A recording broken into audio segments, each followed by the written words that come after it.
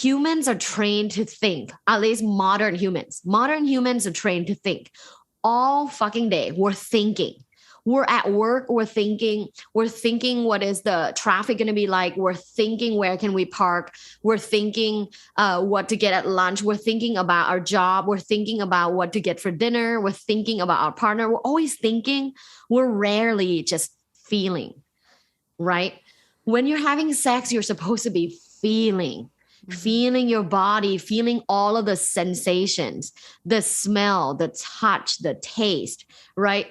But because you're thinking all day long, and then at the end of the day, you're supposed to just not think, damn, that's hard, right? And that's why intrusive thoughts is so common. We think all day long, and then all of a sudden we have to shut it down and just feel. What the hell is that?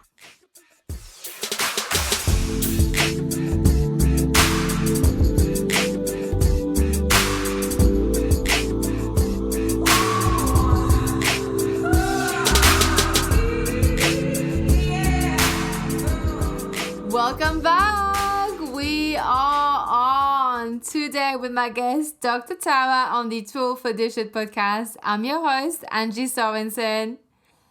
If you enjoyed this podcast, if you love this episode, don't forget to press like, give it a 5-star rating, leave a review, follow it, subscribe. However the platform you're currently listening on lets you show that you're enjoying this, please do it. I so appreciate it. Every time you do it, it really helps this podcast expand, grow, and get in front of more ears.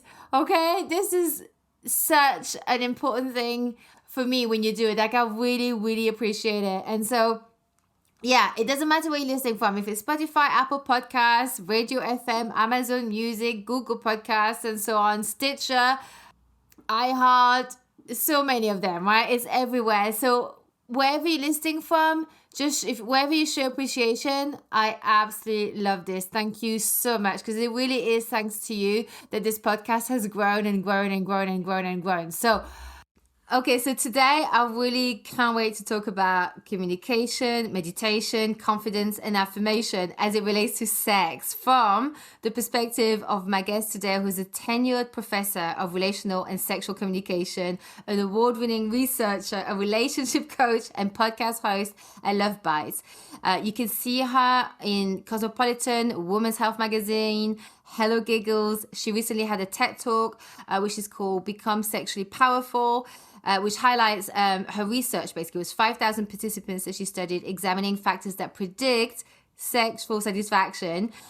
I want you to help me give a big, big, warm welcome to Dr. Tara. Tara, welcome. Thank you so much for joining me today. Thank you, Angie. It's an honor to be here. No, really, I'm really excited. Before we get into it and find out all about you and what you do and all your tips, I want you to tell us where you live, your dating status, and what got you into this line of work. I live in the sunny California, specifically Los Angeles. Love it. I am dating someone, so I'm in a committed relationship, and I got into this line of work for several reasons, but the two main reasons are, one, I got my PhD in human communication, and during my PhD program, I was studying relationships already. And then I found out that one of the problems that most people have in relationships are related to sex and dissatisfaction in that arena that, becomes this ball of resentment in a relationship. So I realized, wow, that is something that needs to be observed and studied more and speak about more. Like more people should speak about what are some ways to not have that kind of problem in a relationship. And then the second point was particularly for myself. I was in a lot of relationships in my 20s, and I realized like I was the common denominator for all the dissatisfaction that I had. So I pick up a few really good personal development books. And then I realized that I need to have a growth mindset. I need to know that I can change. And then from then on, I research and I read and I study and I speak about sex, just also like selfishly for the sake of myself. Yeah. So it's kind of like almost like a mix of like your personal experience and what you find out in academia as well. It's sort of like Yeah. you married the two. And it's interesting that you said that the biggest one of like the biggest issues in communication for couples is Hmm. around sex. Like that's one of like the dilemma, and it's one of those things where when sex is good, it's barely part of the equation. Like it's not even a thing. But when it's an Right. issue, it's huge. Like it takes 80% almost of the space in the couple. But when it's not, it's like, Yeah. oh, 20% of, like there's not, but it really does weigh heavy when it doesn't work out Oh, that yeah, way. totally. And I see them in my clients. I see them in the couples that have been together, 5 years, 8 years, 10 years, 20 years. And this ball of resentment just keeps getting bigger. Yeah. And yeah, it becomes a big issue and it manifests in other arenas in life, right? Like all of a sudden you're doing dishes and you're pissed about something. And it stems from, that desire, lack of desire, lack of passion, space. Do you think that sort of like, because that's almost like that's quite a passive aggressive way of dealing with things, right? So like Hmm. I'm annoyed with you because this morning like you were just being selfish in bed, and then now we're at dinner with friends, and I'm just gonna like make a snarky comments about you Oh, in front of other yeah. people, right? So it's like, do you think that kind of level of charge is because that's like sex and intimacy is this, as much as almost maybe some people are trying to like almost like make it, no, it's no big deal, you can just sleep, sex is just sex and stuff like that, and yes, in Hmm. some cases it is, but maybe like when you are in a committed relationship with someone that you feel like should have your back and care for you, if they're not actually looking Hmm. at, if you're not looking after each other in that way and being able to be completely transparent, is almost has like such a bigger meaning than what it just is, which is sex. It is like, Yeah. right. Yeah, it becomes, betrayal, betrayal of what you promised to do, which is to care for me, to love me, to look after me, right? Yeah. In a very holistic sense. Sex is one of them. A betrayal that it stems from like this lack of care within a relationship. So, for example, this is exhibit A, and millions of people are experiencing this. Couple, long-term relationship, one person hasn't wanted to have sex, hasn't initiated sex for months, maybe years. The other person becomes very resentful, very mad, very it's all because they feel unwanted, uncared for, unsexy. They feel like their partner is not even attracted to them. All of that, it feels like a betrayal, right? Because at the beginning, when you're dating, when you promise to be together in a committed relationship, there is this kind of unspoken rule that you'll always be attracted to me, which is not the case to a lot of millions of couples. Yeah. Yeah. I mean, that whole staying attracted to each other is not easy because, like, I mean, then we got to go into the, into the Yeah. other bits. But, like, I find like it's quite important because, like, sometimes attraction can almost vanish, like, within a few hours, like, because that person, all of a sudden, their character seems like off-putting to you, like there's something they've done, and all of a sudden Hmm. in those few hours you're like, shop is closed right now, like don't even come anywhere near me, I'm not, like, to me you're ugly now, it's like that feeling of it's like it is not just a physical thing, it's really like it can be an attraction to someone's personality and stuff, and then it turn around, you can turn it around, Hmm. but it's something that you have to nurture, because I've got a Totally. couple of friends, they went on holiday, and I think that they went, no, they were traveling to India, and there was, I think, like there was like they got like the typical, they got sick, and then it was like it's coming out of every holes, and she said to me like, she says, it was awful. You have no idea. Like we saw each other, like we smelled so like it was disgusting. And she said we really had to work at feeling attracted again to each other like this. It was. Oh, that's She said like interesting. it was like because they were like in the same room, and I was like, but everyone has their own, limit, things that puts them off, things that don't, and but yeah, it's something that you have to Yeah. nurture. Yeah, it is. Yeah. It's something that you have to nurture. It's not just easy. It doesn't just happen, especially people that are in long-term relationships. Yeah. Oh yeah. Yeah. Because I mean, the first few months, it's all the hormones are taking over. They're doing the job for you. Yeah, when you're highly attracted to someone, you're attracted to the novelty, you're attracted to learning new things, you're attracted to learning about this new person. And like everything they do is kind of like, oh my God, it was so hot. Oh my God, that was so attractive. And then, all of that kind of fizzle out. But how do you carry forward the true attraction for one another, which is much more than just that initial spark, right? So all of that takes work from both people to have a successful long-term, happy long-term relationship. Yeah, I think nobody likes to hear the word like it's work next to like, sex and I attraction, but know it's a people hate reality. hearing the word work. They think it should be easy. And that goes into the myth, right? Like one of the myths that you were asking me about, like what are some myths?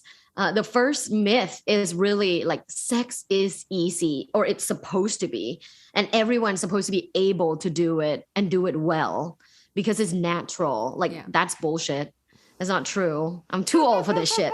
That's not true. There are so many people that are either not good at sex, they haven't, explored themselves, so they're not showing up confidently in the sexual encounter. There are a lot of people that feel like they don't even like sex, for example, because they haven't cultivated that sexual energy within themselves and the comfortability about their own sexuality. There's a lot of issues people have individually and in a couple regarding sex. So sex is not easy, right? No. It can be. It can be if you cultivate other areas of life, and we can talk about like affirmations and meditation. If you cultivate those aspects in life, then yes, sex can become easy, but it still work. Like Rihanna said, sex with me is amazing.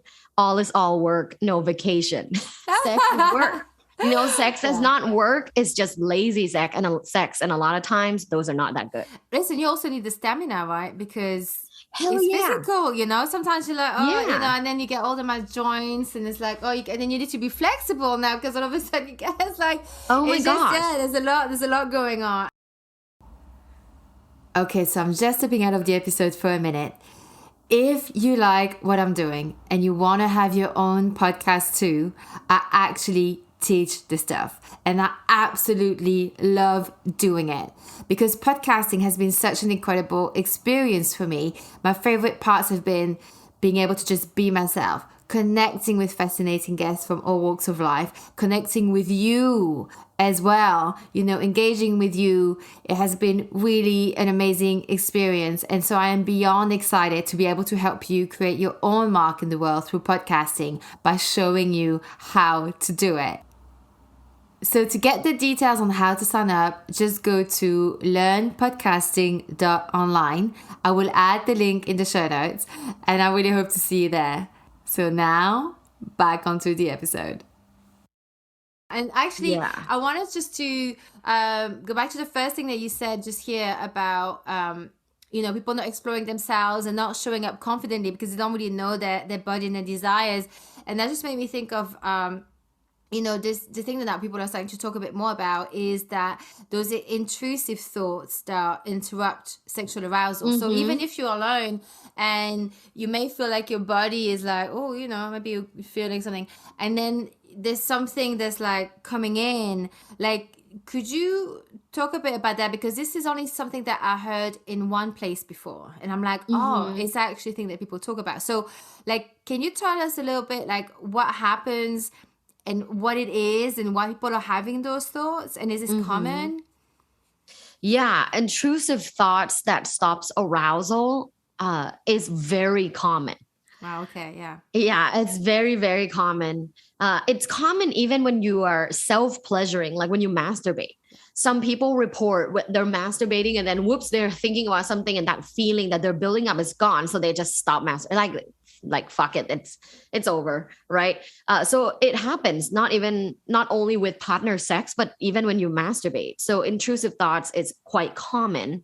Now it's way more common for some than others. But what are the factors that contribute to someone that is always having this kind of intrusive thoughts that impede them from feeling full arousal? The first thing is if they haven't practiced a lot of mindfulness. Because mindfulness is the ability to be present. Mindfulness is the ability to be in the now without, thinking about too many things at once, right? About being in the moment, being present in the now, focusing on one thing. That's mindfulness, right? So if, people that have never dabbled into any kind of mindfulness, like any meditation, breath work, yoga, journaling, like anything at all, then yeah, they're going to have a lot of that, like a bunch of busy, like intrusive thoughts that come into your Yeah. mind. It's like having like sex ADHD, right? Yeah, You're just like, yeah. whoa, this just came in, that just came in. And sometimes they can even like I've even heard of stuff where it's like, which is something that they mention sometimes in comedies and stuff, but like in Friends, like you have Chandler. Don't know if Yeah. you watch that. And he talks about he tries to share with Joey like he's like, he has sex with a woman and all of a sudden he pictures his mom and then it's like but he doesn't want to picture his mom and it's like and then Joey goes, oh yeah, all the time. And then they don't realize they're talking about something slightly different and then all of a sudden like Chandler is Oh being gosh. shamed, bless him. But it's obviously not something that he wants to think about, and I'm sure that story comes from real life somewhere that a writer heard. Do you know what I mean? Like I don't think it came Yeah. out of the blue. These are not thoughts that it's not because you think about your boss who just pissed you off, which that of course that can cut your libido at 100%. Yeah. That's an intrusive thought too.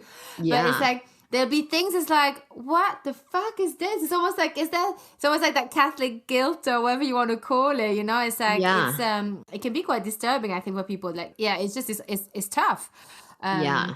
So you say like mindfulness and like meditation, journaling, things like that. Yeah, meditation, journaling, affirmations, yoga, breath work, all of those allow you to sit in a space and focus on one thing. And that's what sex is. True. When you're having sex, you should just be there. Be in that moment, have sex with the person, only think about the now, right? Yes. The intrusive thoughts come when you couldn't focus on one thing. Right.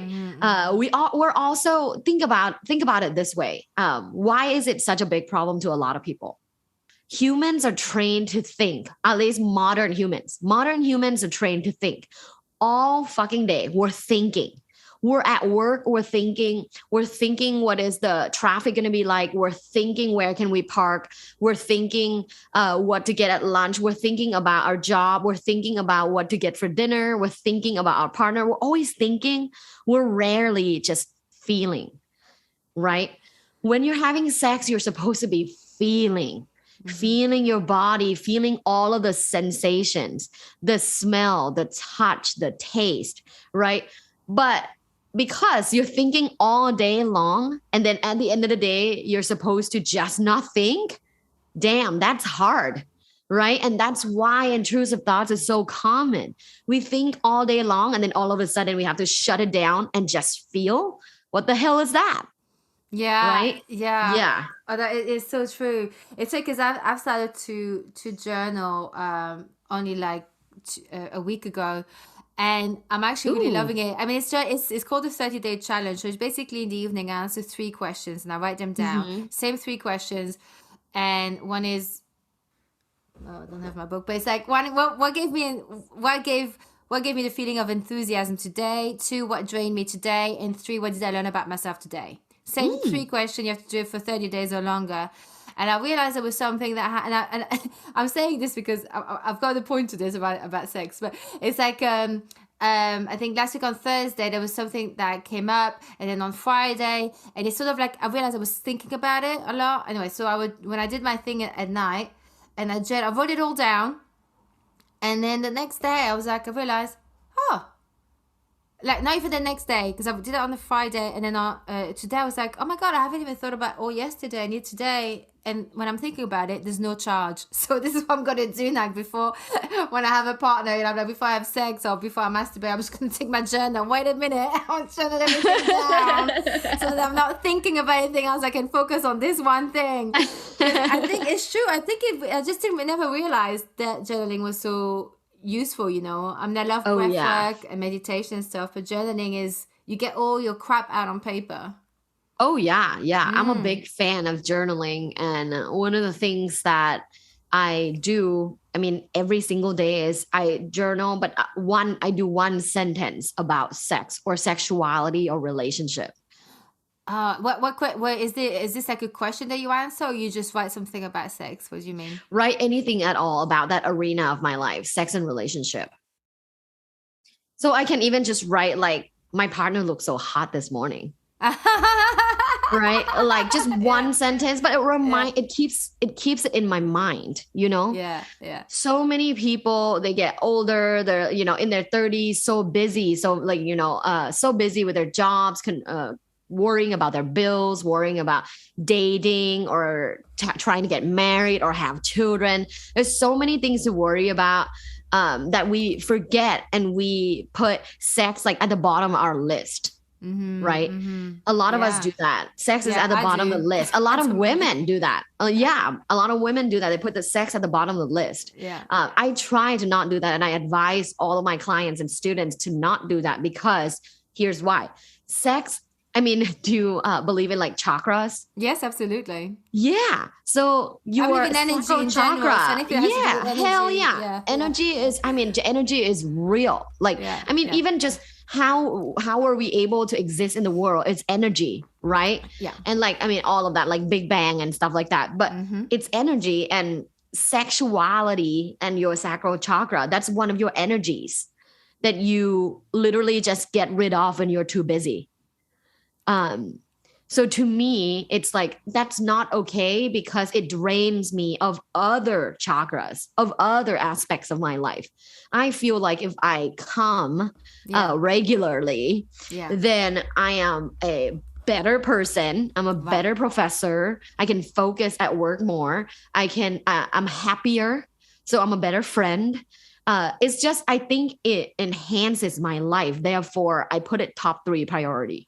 Yeah. And you can feel also like, I know, like this whole last year, my libido has literally like dropped down completely. And then it sort of came back it actually comes back in my sleep. It wakes me up like I wake up with an orgasm. I'm like, what happened? It's like, you know, it's almost like my subconscious is like, hey, come on, girl. You know, let's go. Yeah. You forgot about us. And so, and then during the day it's like poof, but it sort of come back a bit more now, you know, and it's a nice feeling. Is that, and when I say libido, it's even just like the desire of wanting to be close to someone, or, you know what I mean? Like everything around it. And it's that warmth, and that it really is like getting your juices flowing. It really is that. And it's like this life force. And sexual energy is definitely powerful, because sexual energy is what creates life. Yes. You know, there are no laboratory that can create life from scratch. We cannot put consciousness from scratch. We can maybe move our human consciousness to robot, but we cannot create consciousness from scratch just yet, right? And actual life from scratch is I don't think it is, but maybe in a few years they can. So sexual energy is very powerful, very sacred, it's something that you cannot really invent and put it in a bottle. So no, I totally believe that. I think it has a lot to do with life force and energy, and and you just have that yumminess around you. Gosh, Angie, that was well put. Yeah, sexual energy creates life, and it's true. Yeah, and like, it's sad that millions and millions of people, and majority women, put it like last on their list. Yeah, and especially without knowing that that's actually enhancing other priorities in your life. It enhances your career. It enhances your happiness. It enhances you being a better friend, a better daughter, a better whatever you want to be. It's great. Yeah. All right, let's get to it. Definitely Monday morning. Okay. Once Yeah. Oh gosh. every morning, Yeah. my homework. I'd Okay. say like daily masturbation is healthy if you're not partnered up. Or even if you Mm-hmm. are like, okay, let's say you have sex maybe twice a week, other days you can masturbate. Yeah. Yeah, you know, I actually have the same friend about that trip in India. She told me, I don't know if she still does that now, but she, even if she wasn't in the mood, she would make sure she masturbate, like get started, and then she get in the mood. It was like almost like this thing that she was doing as a daily ritual, like brushing your teeth. Um, so Yes, so yes. okay, so once you like. Okay, so let's say like once you decide to go, okay, I'm gonna commit. I want to try and find this sexual energy again and that libido. What are you mentioned something I'd never heard of before, and then I googled it. And I was like, oh my god, it's a thing. Guided sexual meditation and sexual affirmations. Now, guided sexual meditation, and I even saw one from Marissa Pierce, who's a huge, like she's world famous, and she has this sexual guided meditation of 30 minutes. Yeah. So that's on my drop on my it's saved this pin on my web browser. I'm gonna have to try it out. But like, what is that? Where does this all come from? The sexual affirmation, guided sexual meditation. Can you tell us a bit more about that? Yeah. So, I mean, sexual meditations in general is highly beneficial for you. Like Mm. meditation is highly beneficial for you in all aspects of life. There's a lot of research that found meditation contributes to better mental health state. Meditation contributes to better physical health, right? So better mental health, better physical health. There's even research that shows meditation increases sexual arousal. There's experimental research out of Sex Research Institute in Canada that shows that regular meditation and a couple of other kind of mindfulness practices enhance female sexual arousal. This particular experiment was about female sexual arousal. And this is from subjects that had, some type of sexual dysfunction after having like cancer. So Mm. it's actual physical impediment. And then coming out of that and feeling this sexual arousal again due to meditation, it's fucking powerful, right? Yeah, that is So, powerful. Mm-hmm. so I mean, what is guided sexual meditation? It's just like other kinds of meditation, except for that guiding the voice is about sex. So it allows you to tune in. What are we to expect of a guided sexual meditation? It'd be like they'll say, okay, now you take your hand and put it on. Like, what is it? Like, do they say now you caress your nipples? Like, what's this? Like, is that what they do, or what was it? Something Exactly that. else? Exactly that. So I actually have a list of guided sexual meditations on YouTube. If you Google my name, like Love Bites by Dr. Tara on YouTube, you'll see a list of guided sexual meditation for solo meditation and for couples meditation. Oh, okay. So if you're Nice. a couple and you want to try something new, get naked and like meditate together to this couples guided meditation. So let's say a solo sexual meditation is focusing on a couple things. The first one can be sensation. So it's like taking deep breaths, right? And like meditate. And then now I want you to start caressing your nipples, right? And then it goes for like another 30 seconds with just like ethereal music, really lovely, really relaxing. Mm-hmm. And then it goes into now I want you to move down and I want to caress your inner thighs. And then it goes for another 30 seconds of ethereal music. And so it's like enhancing your consciousness to the body, Yeah. to be in tune with the sensations within the body, because then it's so much easier when you do have partner sex to tune in and to Yeah. enjoy pleasure in your body when you do this. So that's kind of the first type. The second type is through breath work. Mm-hmm. And it's a pretty like rigorous sexual, like energetic breath work. So it's like a really good like breath work that kind of send in the guided meditation, I want you to send it to your genitals, right? Yes, Think about like yes. sending this breath to your genitals. And then the third kind is affirmation. So you meditate quietly, listen to the affirmations and repeat it in your head. Like, I am a great lover. I have amazing sexual energy, and so on and so forth. So there's kind of three different types. Yeah, you know, I love that. Like, it's in breath work. I really believe in breath work, and I think I realized I think I may have done again sexual meditation without realizing it because Yeah. I have done courses with Layla Martin, and there's like one. She got loads of free Ooh. content out there. I only did one, but there's one. It's called the Womb Ritual, and it really is like breath work, and you literally send it down. Like she calls it the yoni and the womb and all of that. And you Mm-hmm. know what? When you do it, because it's about, like you said, it's about the awareness. You start to being aware of different things, and all of a sudden, like, it's the way you imagine how your breath travels through your body and up and all kinds of things. She does it. I don't do it justice because I'm clearly not someone who does meditation videos, obviously, but like I But literally you felt will. like I will. I'm sorry. Let me see. And so yeah, and literally I could feel like you know, sometimes you feel like your pleasure when you're having sex or when you're masturbating, it feels very explosive. And by that, I mean, like, it's just very a quick burst and that's it, boom. Whereas, like, if you can actually, like, work with the breath, then all of a sudden, like, you sort of, like, you move it up, you move the pleasure up from your pussy up to your belly. And so, and that is, like, really that breath work and you move. And I was like, oh, that's how it works. Ah, and I have to actually practice because I haven't. But I could literally feel, like, Yeah. oh, I could feel something moving up. I was like, oh, that's how you Oh, do hell it. yeah. And so when like next time when I had like a partner, I was just like trying to go Yeah. breathing it Yeah. out. Well, and that's right. When you Yeah. practice that a lot of times, you'll realize you can have what is called rolling orgasms. Mm. And it's pretty fucking amazing. Can you explain that? Is it like the one that so it feels like it moves up in waves in your body? Is that what you mean? Yes. And then it Yes. And you are like, through just breathing, you're able to hold on to it quite a few more seconds and yeah. it's rolling. Yeah. Yeah. And that's what they call like implosive in I think that's what they call Yeah. implosive as well It in some feels places. amazing. Yeah, yeah. Sometimes I do solo sexual meditation for 5-10 minutes and Yeah. I get wet. Yeah, Yeah, I get wet. I get yeah. aroused just on my own. Like my partner is not even here. I don't But need it's to a have a nice partner. feeling to just because it does make you feel like, oh, full of life, you know? Like it's Oh, just, totally. yeah, So yeah, I do the sexual meditation and then I masturbate. yeah.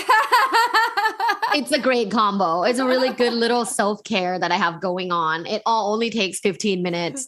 I meditate like 5 minutes. After I meditate 5 minutes, I grab my vibrator, I lay down in bed and like just kind of relax, touch like, my erogenous zones Yeah. in the body and start masturbating. And it's amazing. Yeah, I saw on your website that you recommend one in porcelain. I've never seen any vibrator made of porcelain. Porcelain. Mm-hmm. Isn't that Mm-hmm. like, will it not break inside? Like, is that not dangerous? Like, what is the No, thing? not this kind. Yeah. Like it Okay. doesn't break inside the way it was built. It was designed by someone who has a really great academic background in designs Okay. and a female. Yes, yes, nice. So she cares about female bodies. And yeah, all the material is medical grade and it's safe. And I have one and I love mine. I use it alone. I also have my partner use it on me. It's Yeah. fun. Yeah, Yeah. yeah. It's a cool change from the silicone one, but I like that too. I have a bunch. You know, I don't actually like the silicone ones. I've tried glass but it's like again it's a special glass that does, you know, like it's Mm-hmm. quite heavy actually. Mm-hmm. A glass and it's not jade, is it onyx, that darker stone? Is more Yeah. Yeah. to when you Wow. have the I've dark never feminine. seen that. Yeah, well I can show you if you want. Yeah. But it's That dark. sounds cool. It's like dark green, like a really, really dark green. You almost think like it's Mm-hmm. black. Like it's kind of because I think Was it it's like onyx. crystal? It's a type of crystal, yeah. It's a type of crystal. And so yeah, I mean it could break if you like drop it on the floor. But it's like it's supposed. Yeah, I don't find the silicone ones. I don't enjoy that. Not anymore. Like once I tried the other ones, they feel better. But yeah, and so okay, so the affirmation, the meditation, and so I guess like that's almost like I feel like that That's really good advice in terms of like, okay, that because once you get to understand your body more, you actually know what to communicate to your partner, right? And I think that's maybe one of the Mm-hmm. key issues that people don't know how to communicate, because sometimes we're like, well, I don't really know what I like, so let's just play. And that can maybe feel a bit frustrating for some partners, like, so I love to talk a bit about the communication. And I don't know, do you want to talk about the communication first or the confidence? Because I guess um sometimes maybe, I guess like doing the affirmations and the sexual meditation, that helps you with your sexual confidence, right? But I guess what Yeah. I want to ask you probably first is what I should have done. What I want to ask you first is, what does actually sexual confidence mean? Because I don't think like just because someone maybe has a lot of sex does not always necessarily mean that they're confident. I mean, I don't know. I'm Mm. assuming here, but like, what does sexual confidence means and looks like to you? And have you always been confident? Ooh, great question. Uh, so sexual confidence is the trust in your own ability to have an enjoyable sexual encounter, right? So trust in your own ability to have an enjoyable sexual encounter. So if you're someone who's like, oh yeah, like sex is great. Oh yeah, sex is going to be great. Oh, I know that I can have great sex. That's a sexually confident person, Mm-hmm. right? So that's the meaning of it. You trust that you are able to have great sex. You're able to have an enjoyable sexual encounter. Yeah. Have I always been confident in bed? Hell no, not at all. I was actually quite sexually anxious. So the opposite of it. In my early 20s, I was very sexually anxious. And then I developed more and more. And then I What had, what does that mean to be sexually anxious? Does that mean you'd have like almost like an anxiety attack before sex, or you were really insecure about it, or? yeah, very insecure. I would say like I was very nervous in a way that it gets in a way of having enjoyable sex. Yeah, Yeah. yeah, So most of the times in my 20s, I didn't love having sex because I was nervous and I was thinking about too many things, and how did my body look like what if I don't get wet, what if this and that, a lot of what ifs really, yeah. which induces more anxiety, right? Correct. Yeah. So yeah, I was quite anxious. I felt like I wasn't sexy or like good in bed. Like, I had uh one pivotal moment when I was younger. I was watching Sex in the City, and like Samantha Jones is someone, she's a bad bitch, right? Like she's Yeah. Right. someone Yeah. that really owns up to her like confidence and being this like confident woman Yeah. who is not afraid to ask for pleasure and enjoying sex, right? So Mm-hmm. I'm like, wow, some women are just not like that, and some women are like that, but I want to be the woman that's like that. Mm-hmm. I Mm-hmm. want to be not in like not in the holistic sense, but in the sex sense. I want to Yeah. be like Samantha Jones. I want to speak up for myself when I'm attracted to someone. I want to be able to approach people if I like them. I want to be able to confidently say I want to have sex with them. I want to be able to confidently have sex and enjoy it and Yeah. come Yeah. and have multiple orgasms. Like, how do I do that? Yeah. Right. So, like, no, I wasn't always confident. I worked on myself to become who I am today. And right now, like when I have sex, it's fucking amazing. So when you say you worked on yourself, is that like through all the meditation, breath work, Hmm. yoga, journaling, therapy, like all kinds Yeah. of stuff, or? All of that, all of Mm. them. I started with meditation because like my background, I'm from Thailand, Mm-hmm. and in Thailand like a lot of families send their kids to kind of like meditation camps when they were like young. Yeah, like when I was Oh. 10, I went to like a meditation camp. It's like a 3-day camp for meditation, for example. Wow. So I kind of had that practice in me, but then you become a teenager, you kind of forget doing it, and hanging out with friends become more important, and partying, Yeah. right? And so back in my 20s, I'm like, oh wow, like I feel quite scattered. How do I bring myself back together and be much more calm and solid again? Mm. So I started meditating again regularly. I started even just 2 minutes a day. You know, when Yes. people are like, I don't know how to meditate, it's so hard. That's not true. You can sit still and close your eyes for 2 minutes. Everyone can. So just I started doing that and baby steps. So 5, then 2, then 5, then 8, then 10, then 15. And now, like, if I want to do, you know, a guided meditation for an hour, I can, because it's baby steps.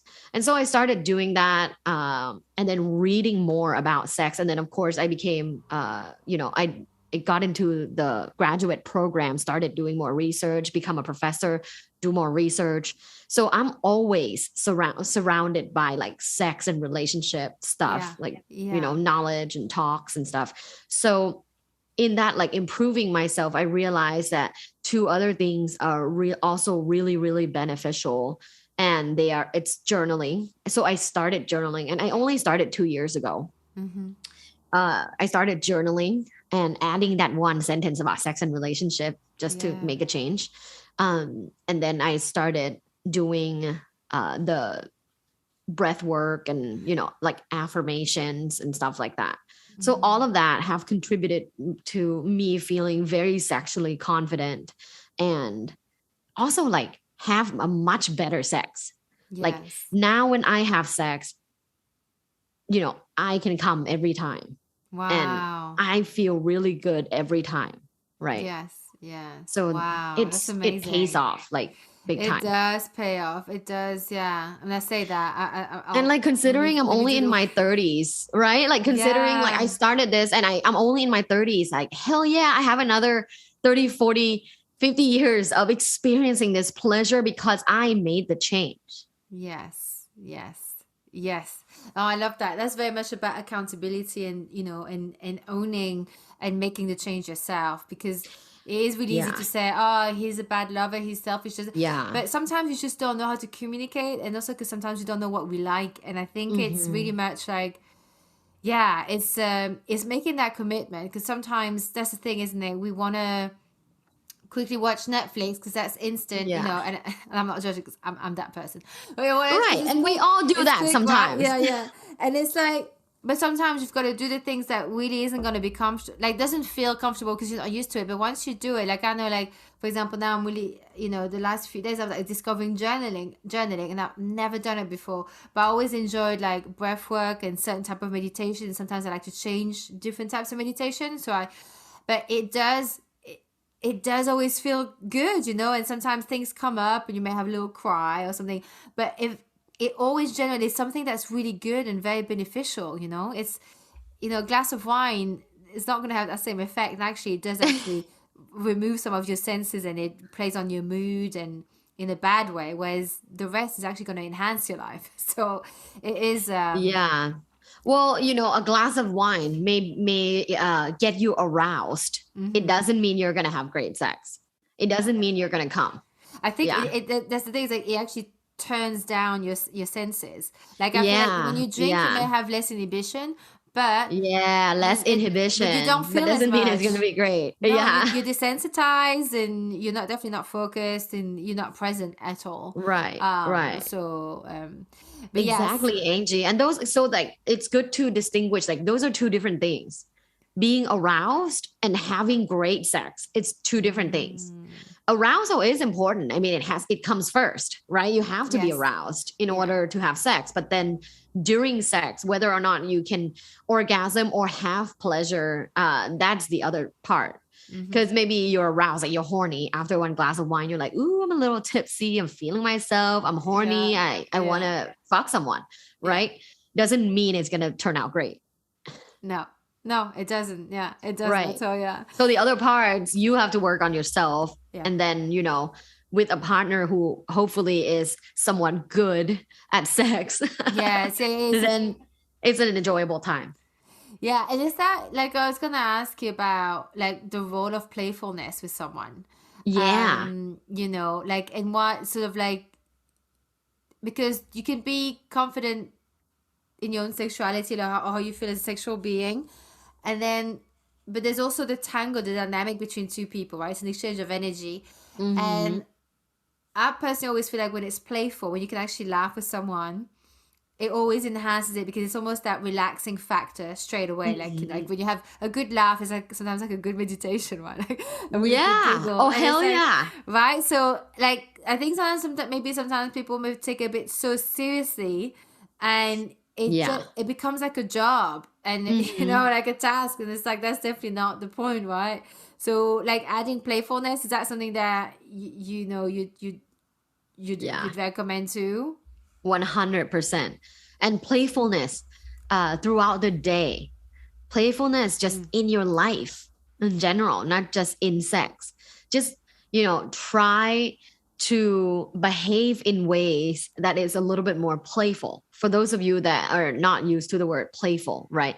It's like joking around, being a little naughty, like just, try to be more playful during the day, Yeah. and then that will translate into the bedroom as well. Yeah, like you said, when you take sex too seriously, it becomes very stiff, Yeah. right? Yeah. Like it becomes very stiff, very robotic. Even if you're confident, it's just so intense, it's so stiff. I don't think anybody likes stiff. I No, think it no. should be the opposite. It should be the Yeah. opposite. It should be Yeah. kind of like chuckling, like giggling and laughing, kind of kissing and making out. Yeah, there's like a passionate moment, but then you can also like, what if like you try to take your pants off and then the zipper kind of got stuck? Are you going Yeah. to be frustrated because you're too serious? Or are you just going to laugh and be like, maybe the pants don't want us to fuck? Yeah, yeah. And there's so many things going on when you have sex. Like, there's noises and your body's gonna Yeah. do things you can't control, and it's like there's always gonna be something, and it's like it is like that's the thing is that when we feel insecure about our bodies and things like that, or we think that it needs to look a certain way and all of that, it becomes very hard to relax, and it's almost like impossible to gain pleasure because we're so caught up in our insecurities. And that's why like yeah, like definitely working on ourselves and making sure that we are okay as an individual is so important because that's contagious. Yeah. Your good feeling or your bad feeling is going to be contagious in that arena. Oh my And gosh. yeah, Yes. right. It really is. Like, I mean, I know that's not, it's, a lot of people also like they always make such an impetus on like the physical, like big boobs or big dick Hmm. and stuff like that. And I'm like, Hmm. to be honest, like it's not. First of all, size. It's so sometimes like you can be very surprised when someone has like what you think would be like a less of an average size penis, but their attitude is on point and they know how to Hmm. use it. Hmm. Oh my god. Like it doesn't Hmm. like people have all these preconception and too big can really be too big and hurt. Like you know what I mean? Like it depends on who you are. Too big Everyone is not good. too big is not good at all. No. But it will fit, different people likes different things. For for another woman that would be perfect, Hmm. And for someone else Hmm. it'd be like, oh my god, no, no. So Yeah. So like just don't be who believe you in porn. are. Like when you watch porn, No, don't believe it when it's like, oh my God, no. this porn star has a 10-inch dick. I'm like, 10-inch? That'll probably go through my stomach. Right, exactly that. Yeah, I think some people are confusing what's like they're confusing like the uterus and your actual pussy, because like unless you're about to Exactly. go through my cervix, it's not gonna go in. Like don't No, even hell try. no. Yeah, yeah. No. But And actually your G spot, if you believe in it, your G spot is not that far deep like oh inside of no, your vaginal it's not deep at canal. It's all. Not deep actually at all. only like 2 inches in. So What'd you say if you believe in it? I want to hear that. well, in the research realm, Yeah. for amongst sexuality scholars, some researchers disagree that there is a G spot. Some researchers are saying, yeah, we don't think there is a G spot. We think it's just you experience pleasure in your body when you do penetrative sex, and that's kind of it. And Mm-hmm. a lot of the explosive orgasm comes from clitoral alone. Yes, yes. Yeah, yeah, yeah. The experience So, definitely control. Yeah, I agree yeah, with that. some Yeah. researchers in the field believe that instead of both. Like, vaginal orgasm and clitoral orgasm. I learned about there was like different spots inside. So you have the G, you have the O, you have the A. There's all kinds of, very fancy letters. A lot of letters, a lot of letters. Yeah, the posh vowels are the ones we're getting at the A, the O, like, and cervical orgasm as well. And I think this is, I guess it's like, like everyone's going to feel pleasure in different areas. And sometimes you can discover pleasures in areas you didn't know. Like for me in the past, I would never have thought that I would have enjoyed pleasure vaginally, right? And it doesn't happen every time either, obviously. But it's an area that for me definitely was like, oh my God, I don't even know how. And it's like by educating myself and learning different things and then trying and using actually that, I'm going to call it the onyx. It's like, the crystal, the dildo, and massaging, literally actually massage, not even going for pleasure, but just trying to massage because there was like tense areas, and all of a sudden you go ooh, and then all of a sudden sex is different because you've almost like relaxed. It's almost like when you go for a massage, you have like a knot, right? And you have that, you specifically have that quality of someone that would have amazing sex because you're very self-explorative. A lot of people are not. A lot of people don't. No, I wish I had. I don't feel like I have. This is why I'm attracted to people like you coming on, because I'm like, what is that code I haven't cracked? Because I don't actually explore myself enough. Like this has like gone out of the window. But no, I think the potential is there. The potential is there, but you have the attitude for it. Like you're open to it, and that's like that's one of my. Well, are we going there now? Yeah, like what? Go on. Yeah. Okay. So I was going to say, it's one of my advice is what to consider when it comes to, developing yourself to have great sex, to have better sex, right? People always preach like you have to communicate, you have to explore, you have to do this and that. There are a lot of things that you can do, but the first thing that you have to have is the growth mindset. Very, very much so the most important thing in order to have an amazing life is to have the growth mindset. If you have a loser mindset, like I'm done, like nothing I can do, my life is this, I'm stuck, like I don't want to do any of this, none of this works, I can't do it, I cannot do it. You can't, if you think you can't do it, then you fuck no, you cannot do it. Yeah. Right. So that growth mindset is the very first like orientation in a person that you need. And you definitely have it because you're having this conversation and you're very receptive and you're like, oh, I should be trying that and this and that. You know how unique and special that is and how so many people don't have that? It's troubling how many people don't have that. And I'm exposed to a lot of people, right? Because I'm a professor. Like I meet thousands of people. I can see immediately who is going to have a great life and who is not unless they change. And that attitude, the lack of growth mindset, in which we call the fixed attitude. Yes. If you have a fixed attitude, like nothing can change. I cannot change. My partner cannot change. We will never change. Our life is going to be like this forever. Yeah. Well, then it will be because of you. Yeah. And of course, like sometimes we feel, I mean, sometimes I have days where I'm like, oh my God, I'm never gonna, like you have like, ideas of what you want and directions and expectations. And there are days, but it's like not staying in that mode. It's like all of us, it's almost like allowing that negativity and feel like, let it out. And then, go for a walk, go to bed early or whatever. And then, next day pick yourself up again, and so you have the energy, but sometimes, it's like, doesn't mean that always like positive, but I think it's more that desire for, definitely, like I hear what you're saying. It's like I feel desire for for growth, desire for for growth, desire for better, desire for like having an amazing life in terms of like, and it's not even like I'm not after like not that, I mean, I would definitely sit in one, but like, I'm not, it's not because I want like a Rolls Royce or a Tesla. None of that. It's like, it's more like me, there's certain things I want to achieve in life and they require money. And there's certain things, a certain level of joy that I want to have because life is short. Life is so short. It goes quick. Yeah. And so, yeah, it's true. I guess you have to have like the attitude to want to go and do those guided sexual meditation. It's definitely not everyone who would, I guess. Is that so once you've done all that work and you feel more confident, is there like any sort of like really practical tips? Because for example, I want to ask you, sorry, about practical tips on how to communicate, because there's something I saw on your Instagram. Like, I definitely recommend people to go and check out Tara's Instagram. It's full of really good little nuggets, and they put me in a very good mood as well.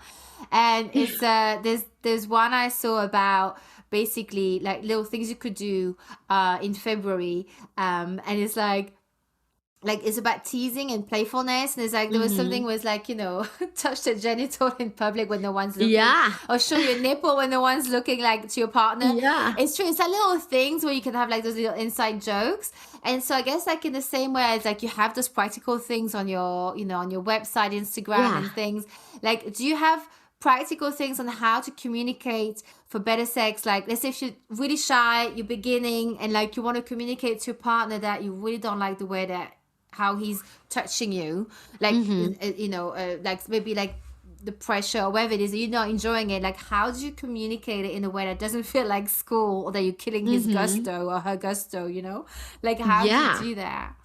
Yeah. I did this like kind of series on my TikTok on like how to talk to a defensive partner, because people become very defensive when you give them feedback. Right? Because sex is so personal. And when you give them feedback, it feels like you're attacking them personally, because sex is a very personal thing. Yeah. So how would you talk to a defensive partner, or how would you give feedback? Right? Yeah. The very first thing to know is you should never use blame language. Well, I can't come because you do this. Or I can't come because you don't do this. Like, that's literally not ever going to solve that problem. If anything, it will escalate it to a bigger problem and potentially a breakup.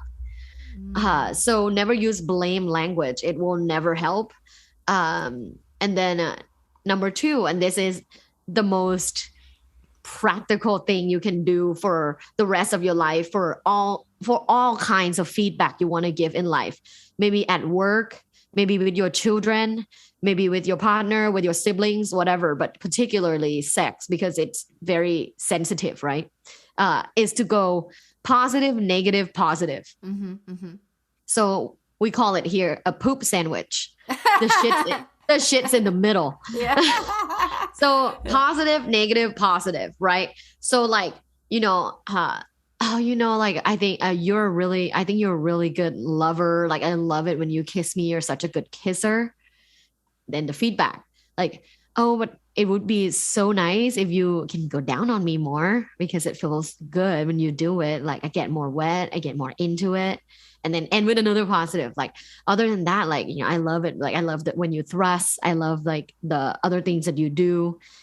Just that one thing that I think would improve our sex life, or the way I enjoy pleasure. And do you recommend, like, what if it's in the moment? So let's say like you're in the middle of, let's say like foreplay or sex, and maybe they're going too much to the left with their finger or whatever. And it's like, you're like, no, to the right, because that side, like whatever, like I say, it's not comfortable. How do you say it in a way that doesn't get them on the defense? Right. Yeah. So same thing, but shorter, right? Yeah. Like, let's say they're fingering you and it's like not amazing. Let's say it's like, okay, let's say they are like rubbing your clit, but it's too intense. Like, right. You can go by like, love it when you touch, I love when you touch my clit, but can you like do just one finger and softer? And then when they start moving it, like, oh yeah, just like that. That's great. Oh yeah, that's great. A lot of positive reinforcement, right? Yeah. Love it when you do that. Start with that. Love it when you do that. Even like when they're kissing your neck, and you're like, ooh, maybe like too much, right? Like, ooh, love it, but like, can you do it slowly or softly? And then like, oh, just like that. Yeah, that's great. Yeah. Right? Yeah. Yeah. And I think also like sometimes like something that I realize maybe like tone as well. I think maybe sometimes I didn't Mm-hmm. realize my tone, but it's like I can't remember where I heard this with someone. I was like, oh my God, that's what I need to do. But it was almost like a tone of like, oh yeah. Oh no, no, just a little bit more to the left. Oh Mm-hmm. yeah. Oh amazing. And it's like almost like a Yes. direction, but that almost feels like you actually still in pleasure. So they go, oh my God, yeah, yeah, yeah, yeah. Oh, to the left, yes, okay, okay. And so Yes. so I was like, put the Yeah. tail on the donkey, or whatever. Yeah. But it's yeah, and it's like, oh damn, that's what I should have used. It's like it is like, Yes. but you don't always think, because sometimes you're like, sometimes like you're in such a good place, and all of a sudden there's like they do one thing, and it like it's either like it kind of like is uncomfortable, because it can be very sensitive down there sometimes. It's like, Mm-hmm. and all of a sudden like it Yeah. almost wakes you up like from that Mm-hmm. trance, and it's like to go, oh no, to the left or to the right. And yeah, it's almost like being more like conscientious of the fact that Yeah. they are trying their best down there, and Yeah. and Yeah. everyone's there to have a good time. So Yeah.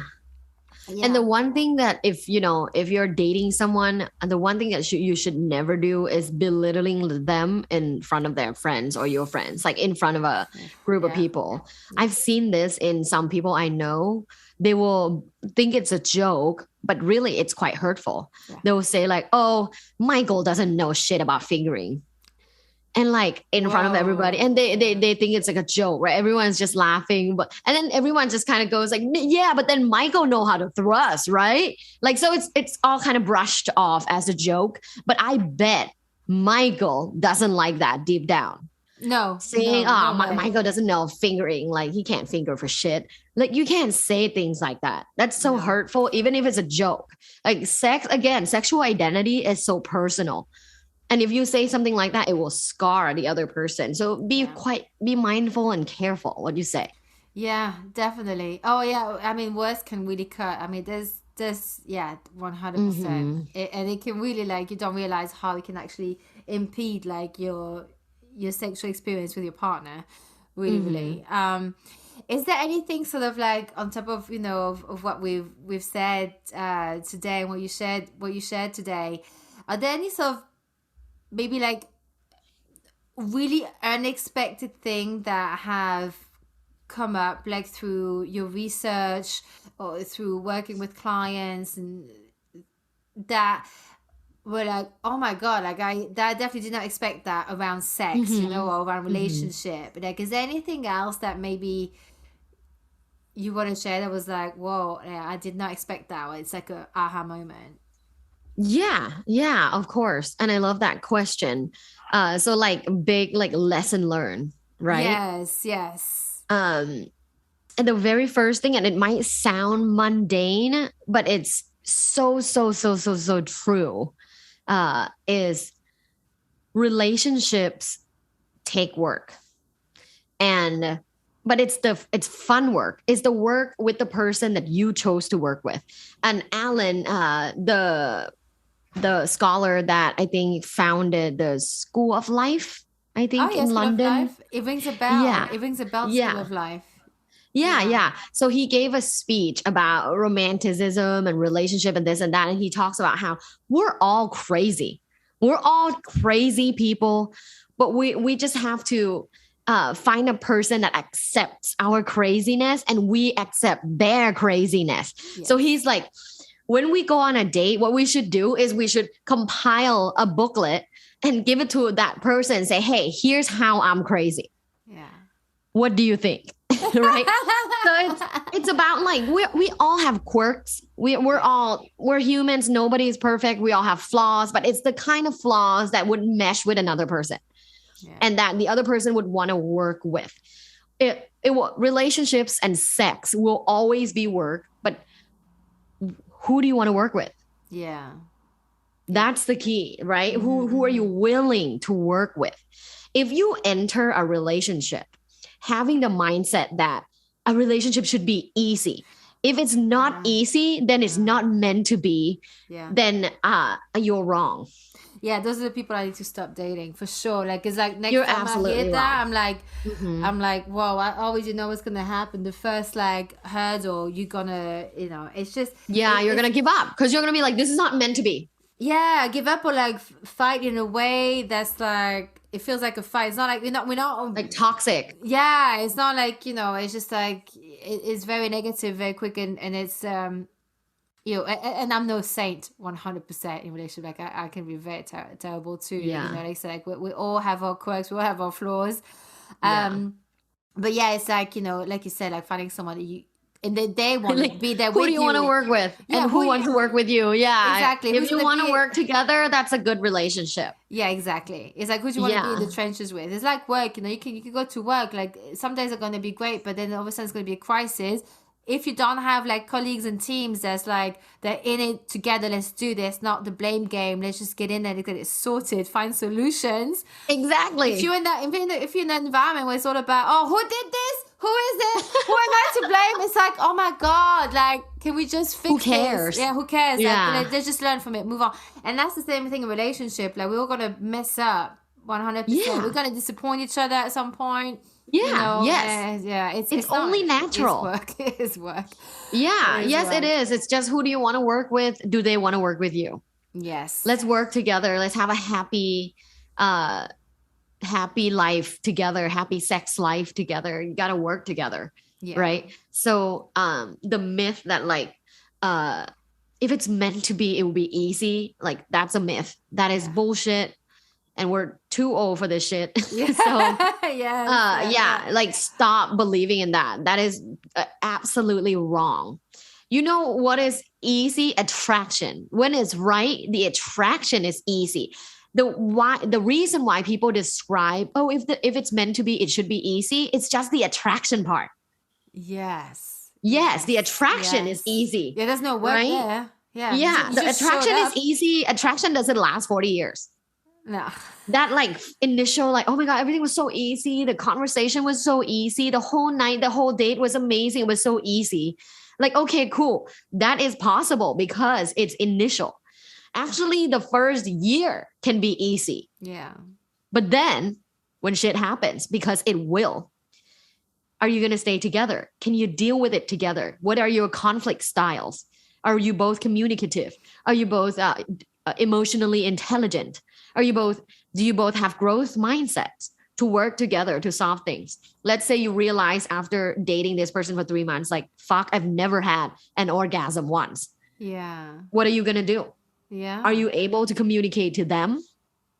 Are they going to be open to receiving feedback, or are they going to be defensive and say it's your fault? Right? All these nitty gritty has to work out through working together, through communication and open-mindedness in order for it to work long term. Yeah. When you say relationship should be easy, like if it's meant to be, that's false. Yeah. Let's squash that right now. Definitely. And then number 2, one of the biggest lessons I've learned is sex is 70% you, 30% your partner. I love that. It's majority you. You can induce your own orgasm, right? So it's not like, I just, I've never had sex with someone that was good enough to make me come. That's not true, right? Sex is 70% you, 30% your partner. You alone can induce your orgasm just, through penetration with a moderately good partner. Yes. Yeah. So sex is 70% you, 30% your partner.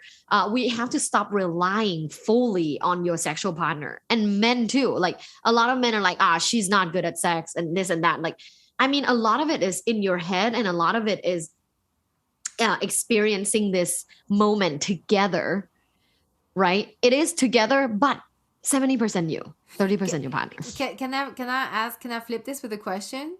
Because like that, like I can almost hear me including, because I agree, like a lot of it is us, because self-awareness and actually being able to be orgasmic, right? So that's something that we need to work on ourselves. But it's like, then if you can have an orgasm regardless who you're with or how good they are or how bad they are, however you want to qualify it, right? Doesn't that almost also say, well, the partner has no play in, like it makes the partner could almost not be there. But there's that, which is true when you masturbate, right? The partner does not need to be there. But does that it almost feels like we are like, does that not almost like diminish, like, no, not diminish, what is that I'm actually really wanting to say? Let me just think about this. Like, yeah, reducing like the importance. Yeah, it's almost like the partner doesn't, like, it's almost like you almost ignoring your partner. The partner doesn't even need to be there. Like, it's not, they're almost not there. They're almost like just in the background. Mm-hmm. Yeah, well, I love that you said that, because that's a good rebuttal to what I said, right? But remember, that's still 30%. Yeah. There is still 30% your partner. It's still like your partner has to be fully in it. Your partner has to be, somewhat skilled. And also you guys should have that chemistry, right? Mm-hmm. Sex is just going to be mediocre if you don't have the chemistry. Yeah. Yeah. So I've had my fair share of casual sex, and like most of them are kind of mediocre because I like didn't have that true chemistry. Right. With my current partner is amazing because we have chemistry. Right. So of course, like, the partner matters a lot. Yeah. But a lot of what you bring to the table too. Is it like saying that, like, that 70% being you is because, you know your body, you know how to, you've learned how to be orgasmic and so on and so forth. But that 30% is, especially when you are with someone that matters to you, is because it's their hand, their mouth, their mind, is their humor, their the meaning behind it. That's I think that elevates it to a higher pleasure, right? Totally. It's like that. So that 30%, maybe even if like in quantity sounds so much less, it's actually something you almost can't quantify, right? Because it's a quality behind it, and that's that thing that makes you go, when you're in public, it's because it's their hand touching you, not some random person. Exactly. That makes you feel creepy, right? So it's very special. It's a special 30%. It's a very special 30%. Yeah. And so Tara, is there, before you tell us, like, where we can find you, how we can work with you and so on, is there anything else that you'd like to share with us? Anything else that you wanted to add before I ask you the two finishing thoughts? Yeah, I want to remind you again that you can make the change, that you are the only person that can save yourself from mediocre sex. I love that, yeah. Remember, back to the conversation about growth mindset, right? You have to believe it to start changing yourself, to start having an amazing sex life, is you have to believe that you can. Yes, absolutely. First step. Yeah, I love that. Be your own shiro, be your own hero, be your own, hero, however, So Tara, thank you so much. I've really enjoyed this conversation with you. You got such a great energy and a lot of insights, and you're just really, really fun as well. So thank you. No, absolutely. And I want to ask you the two finishing thoughts. The same two questions I ask all of my guests. And the first one is, what do you wish you'd realized, but on the cellular level, not just cognitively? Like, what did you wish you'd really realized and understood at 18? I wish I realized that my body, whatever it looks like, is enough and beautiful. Yeah. I wish I realized that. And I think a lot of young women don't have that. A lot of us, especially nowadays, Google, like you look through Instagram and there's a bunch of these models that, tweak their photos. Their waist is tiny. Their ass is huge. It's unhealthy. It's really unhealthy. And it's a part of why I was sexually anxious when I was, 18, 21, was a big part of it was I didn't like my body. Yes.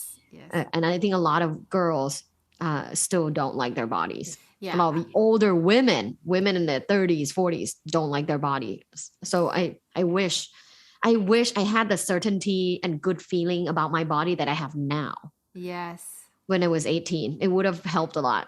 Yeah, we would have stopped wasting so much time feeling insecure about it and focusing on Right. their way. I mean, Yeah. I certainly felt that way as well for a very long time. And it's like I don't know how, young people who grew up with social media, how they cope, because Oof, I I know. honestly I Because we would did not. Like we didn't have it until we were like in our 20s. oh, for me, like, I mean, I'm 43, so it's like, so yeah, I don't know, when did Facebook come out? I don't know, but it's like, yeah, that generation when Yeah. MySpace, Facebook. So yeah, I mean, I'm so grateful that I didn't grow up with it, honestly.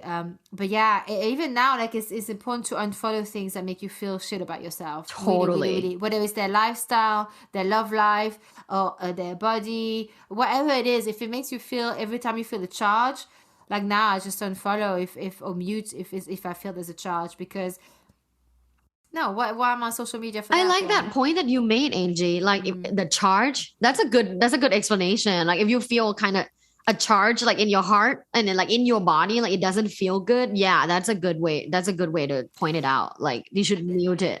That's actually also my compass when let's say if I'm in certain situations, certain contexts, and when conversation, all of a sudden I feel like, oh no, I need to not say that, and just it's The almost like charge. there's a charge, there's something almost like an invisible cloak like that goes Yeah. and I used to ignore it before, but now I'm like, yeah, you definitely have to listen to yourself. I love that. That's a good Mhm. analogy. I feel the same. I feel that charge too a lot of times on social media and I mute them. Yeah, it's important. Yeah. Yeah, self-care, 100%. And so the second and last finishing thought is this: is like, what stuff do you not put up with anymore? Mediocre sex. Yeah, yeah. Good. I come, baby. I come first. Yeah, exactly. I'm always winning. No Yeah. mediocre sex for me. No mediocre sex. And what would it be like now? Because you have such like awareness, and you've cultivated, your sexuality and stuff, and so you've come to such a healthy place. Like, what would be mediocre now? Is it because a partner would just not care about your pleasure? Would that be what it is now? A few things. Like, yeah, if my partner was out of it, but I can also be out of it some days. What if I was injured or what if something really shitty happened at work, right? Yeah, if I'm extremely stressed or like let's say when I have children, like what if one of my children got hurt, right? Like there's so many life issues that can happen. But also like when I was younger, I had a ton of mediocre sex. It wasn't terrible, but it wasn't amazing. It wasn't Yeah. good. It was just okay. Yeah. So yeah, I got no time for that. I got no time for Yeah. mediocre sex. Every time that we're gonna have sex, I make sure we're in a mood, we're in a zone, and we're in an environment where we can give 110 Yeah. to just that like 30 minutes. Yeah. Right? Like, yeah, I make sure that every time I have sex, it's like it's a vacation. Like it feels great. Oh, I like that. A vacation. I never Yeah. heard it put like that. That's Yeah, really every time I have sex, it's a good. vacation. My mind goes somewhere else. I'm lost in the body, mine and his, and it's amazing. 30 minutes. It's almost like just doing something really good for yourself, like getting a massage or whatnot. Like it feels good. And that's why I want to have it more often if we weren't so busy, because I love having sex with my partner. You need to put that on the mug. If sex isn't a vacation, I don't want it. Exactly. And put like Dr. Exactly. Tara or Love Bites, Yeah, yeah. I have Yeah. stickers that says no mediocre sex. Yeah, no, that's good. So Tara, can you please tell us, like, where can people find you? How do you want people to connect you, find you, work with you? Give us all the good stuff. Yes, you can find me on my website, lovebites.co. LUVBITES.co. That's also my social. So my Instagram is also lovebites.co. My TikTok is lovebites.co. And my podcast is Love Bites by Dr. Tara. And it's on anywhere where you get your podcasts. I also have a book out, and it's actually an e-journal that focuses on sexual mindfulness. And it's mind-blowing if you really go through each unit wholeheartedly. you will learn a shit ton about yourself and your sexuality. So that's also on my website. Yeah, I love that. Brilliant. Yeah, and definitely listen to Tara's podcast. It's really good. And thank you. Thank you so much for coming on today. This has been such a great pleasure. Really, really enjoyed having a chat with you. And yeah, I can't wait to see what you do next and where you go next. So thank you so much. I was hoping it was great pleasure. It was great pleasure. Yeah, it was great pleasure. Thank you so much, Angie, for having me. This was orgasmic. That's right. Thank you so much, Tara. And that's our episode. I hope you enjoyed it. Please don't forget to rate, review, share it, subscribe it on iTunes, follow it on Spotify, or whichever platform you listen from. However you show love is how you can support this show.